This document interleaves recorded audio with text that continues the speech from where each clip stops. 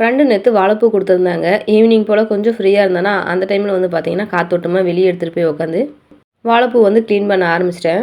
வாழைப்பூ சமைச்சா சாப்பிட டேஸ்ட் நல்லாயிருக்கும். ஆனா, அத கிளீன் பண்ற ப்ராசஸ் தான் கொஞ்சம் பெருசு. டைம் இருக்கும்போது அத பண்ணணும். ஒரு சில டைம்லாம் நாள் கிழமையெல்லாம் பார்க்க மாட்டேங்க. எனக்கா தோணுச்சுன்னா, வீட்ட கிளீன் பண்ணி சாமி கும்பிட ஆரம்பிச்சுருவேன். அதே போல தான் இன்னைக்கும்.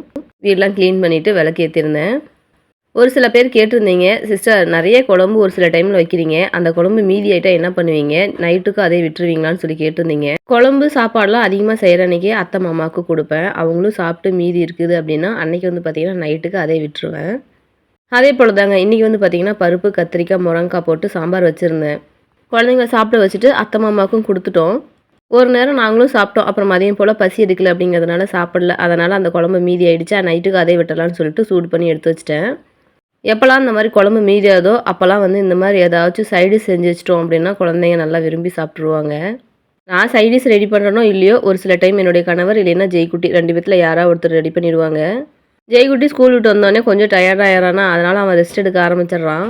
அதனால என்னுடைய கணவரே செய்ய ஆரம்பிச்சுட்டாரு. கடல மாவுல வந்து செய்யலங்க. போண்டா மிக்ஸ் மாவே இருந்துச்சு. அதிலயே வந்து ரெடி பண்ணி, அவரே வந்து வாழைக்காலாம் கட் பண்ணி, அவரே வந்து பஜ்ஜி செய்ய ஆரம்பிச்சுட்டாரு. இந்த மாதிரி எப்பயாவது ஒரு டைம் அவங்க சமைச்சு குடுத்தாங்கன்னா, நமக்கும் சாப்பிட நல்லாருக்கும். இந்த மாரி சைட் டிஷ் தான் சமைப்பாங்க. மெயின் டிஷ்லாம் சமைக்க மாட்டாங்க.